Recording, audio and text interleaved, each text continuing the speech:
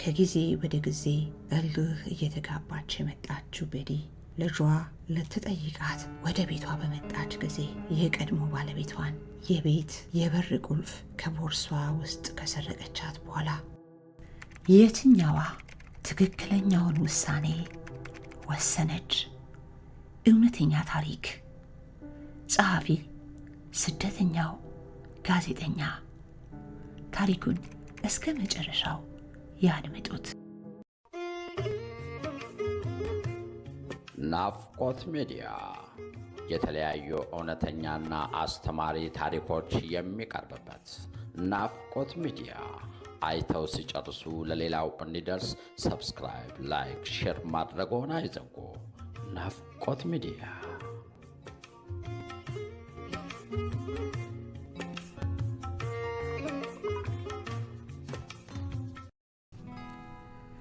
ትውውቃቸው የጀመረው ሁለቱም የ11ኛ ክፍል ተማሪ የ17 ዓመት ታዳጊ ሳሉ ነው። ሁለተኛ ዓመት የኮሌጅ ተማሪ በሆኑ ሰዓት ትምህርታቸውን እየተከታተሉ እርሷ ስለጸነሰች የቀለበት ስነ ስርዓት አድርገው በጋብቻ ተሳሰሩ። ሆኖም እናቷ የጋብቻ ሁኔታ ደስተኛ እንዳላደረጋትና የመጀመሪያ ልጇን ከወለደች በኋላ ወደ ኮሌጅ ተመልሳ ያቋረጠችውን ትምህርት እንድትቀጥል ደጋግማ ትነግራት ነበር። ቤሪ ለእናቷ ምክር ብዙም ትኩረት አልነበራትም። ሁለተኛ ልጇን ከወለደች በኋላ ባለቤቷ ጆን ጊዜውን በትምህርት ስለሚያሳልፍ ልጆቿን ትምህርት ቤት ካደረሰች ወዲያ ስራ እየሰራች የቤቱን ኃላፊነት ሙሉ በሙሉ የምትወጣው ራሷው ነበረች። ልጆቿ በሚማሩበት ትምህርት ቤት ረዳት መምህር ሆና ከመስራት ጀምሮ በየግሮሰሪው ተጨማሪ ስራዎችን እየሰራች ሳለ ሶስተኛ ልጇን ወለደች። ለራሷ የሚሆን ትርፍ ጊዜ ፈጽሞ ያልነበራት ቤቲ ባለቤቷ በሕክምና ሙያ ተመርቆ የተሻለ ህይወት እንደሚኖሩ እርግጠኛ ስለነበረች በነበራት ኃላፊነት ብዛት ተከፍታም አታውቅ ነበር። ሆኖም ጆን ያመጣው ተጨማሪ ሐሳብ ኑሮዋን በነበረበት ላልተወሰኑ ጊዜያቶች እንዲቀጥል የሚያስገድድ ነበር።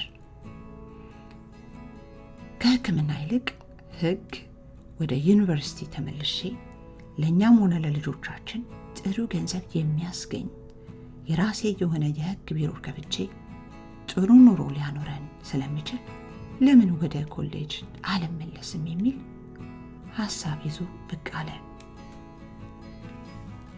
ችሎታውን ስለምታውቅና ለራሷም ሆነ ለልጆቿ የተሻለ ነገር ከማግኘት አንጻር ሐሳቡን በጥሩ ነበር የተቀበለችው። የሁለት ወንድና የሁለት ሴት ልጆች እናት የሆነችው ቤሪ ባለቤቷ ከሕግ ትምህርት ቤት ተመርቆ ከወጣ በኋላ ብዙም ሳይቆይ እንዳለው የራሱን የሕግ ቢሮ ከፍቶ ትልልቅ ክሶችን እያሸነፈ በሺዎች የሚቆጠሩ ገንዘብን ማግኘት ቻለ። ለተለያዩ ባለሀብቶችና ድርጅቶች ጥብቅና የቆመ እውቅናና ዝናንም አተረፈ። ለአራት ልጆቹና ባለቤቱ እጅግ ውድ ዋጋን የሚያወጣ ቤት ገዝቶ የኑሮ ደረጃቸውን ቀስ በቀስ ቀየረው። አንድ ቀን የ21 ዓመት ወጣት ስራ ፍለጋ ወደ እርሱ ቢሮ ትመጣና ያሏትን መረጃዎች ይዛ ስራ እንዲቀጥራት ትጠይቀዋለች። ለብዙ ዓመታት በጸሐፊነት እያገለገሉ የነበሩ ጸሐፊውን ጠርቶ ችሎታዋን እንዲገመግሙ ይጠይቃቸዋል። ሴትየዋም ምንም አይነት የጸሐፊ ችሎታ ልምድ እንደሌላት ይነግሩታል። በጣም መልከኛና በቀላሉ የምትስብ የምትባል አይነት ሴት ስለነበረችና እንዲሁም ቅጠርልኝ ተብላ የመጣችበት ሰው ውለታ ስለነበረበት ቀስ እያለች ችሎታ ታዳብራለች በሚል ቀጠራት። ከስራ በኋላ ከጠበቆችና ከደንበኞች ጋር በሚኖረው የእራት ግብዣ ላይ አዲሷ ጸሐፊው አዘውትራ ትከሰታለች።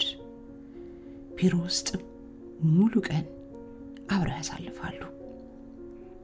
ከልጆቹና ከባለቤቱ ጋር ከሚያሳልፈው ጊዜ ይልቅ ከዚች እንስት ጋር የነበረው ቀረቤታ ከስራ ግንኙነት በላይ ወደ ፍቅር እየተቀየረ መጣ።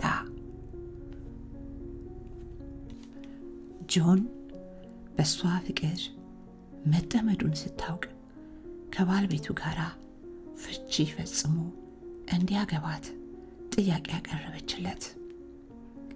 እምቢ አላለም።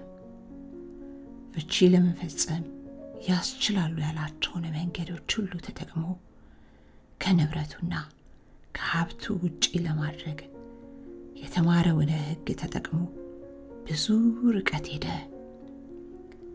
ከቤት እንድትወጣ አደረጋት። ከዚያም መጀመሪያ ልጆቹን የተወሰኑ ቀናት ብቻ እንድታገኛቸው አደረገ።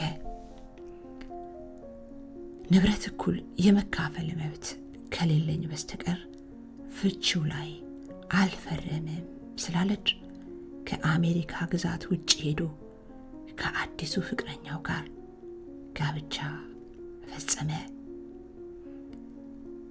በሰርጋቸው ዕለት የቤቲን ጓደኞች በሰርጉ ላይ እንዲታደሙ አደረገና ብቻዋን አስቀራት።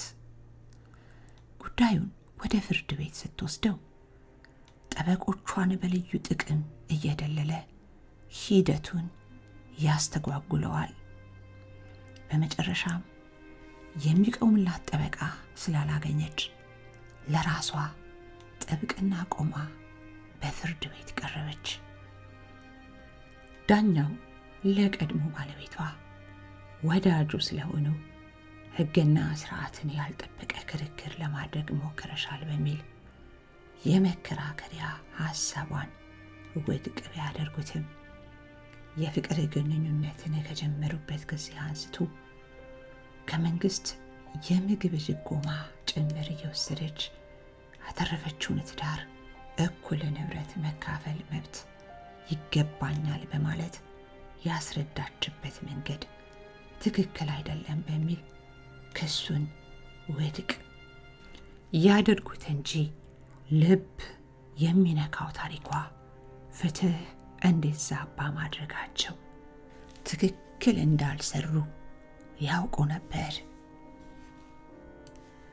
ይግባኝ ብላ ለሁለተኛ ጊዜ ለራሷ ጥብቅና ቆማ ፍርድ ቤት ለመቅረብ ስትዘጋጅ ብቻዋን ፍርድ ቤት መቅረብ ስላልፈለገች እናትና አባቷ ፍርድ ቤት ከእርሷ ጋር እንዲቆሙላት ስትጠይቃቸው ትዳሩን ስትጀምሪው የሚመጣውን ችግር ነግረንሽ ነበር በሚል ቤተሰቦቿ ሳይቆሙላት ቀሩ። ቤቲ ለመጨረሻ ጊዜ የሞከረችው የፍርድ ቤት ሂደት ሳይሳካ ቀረ። የቀድሞ ባለቤቷና አዲሷ ሚስቱ የአእምሮ ችግር አለባት በሚል ለወለደቻቸው ልጆቿ ጭምር ደጋግመው በመንገር በመካከላቸው የነበረውን ግንኙነት አሻከሩ። ከጊዜ ወደ ጊዜ እልህ እየተጋባች የመጣችው ቤቲ ልጇ ልትጠይቃት ወደ ቤቷ በመጣች ጊዜ የቀድሞ ባለቤቷን የቤት የበር ቁልፍ ከቦርሷ ውስጥ ከሰረቀቻት በኋላ ከቀናት በፊት በሕጋዊ መንገድ የገዛችውን ሽጉጥ ይዛ እኩለ ሌሊት ላይ በሩን ከፍታ የቀድሞ ባለቤቷንና እርጉዟን ባለቤቱን በተኙበት በ5 ጥይት ደብድባ ገደለቻቸው። ታሪኳ በመላው የአሜሪካ ግዛቶች በይፋ ተነገረ። ብዙዎች በነፃ እንድትለቀቅ ጠየቁ። አንዳንዶች ጀግና ሲሉ አሞካሿት። ሌሎች በሀገራችን ይህንን ያክል ፍትህ በአፍጢሙ ተገልብጦ እናየዋለን ብለን አናስብም ነበር አሉ። በእስር ቤት ቆይታዋ ዝናዋን የሰሙ ሁሉ ደብዳቤ ይልኩላት ነበር። በመጨረሻም ቤቲ 33 ዓመት ተፈርዶባት በእስር ቤት ትገኛለች። ተፈጸመ።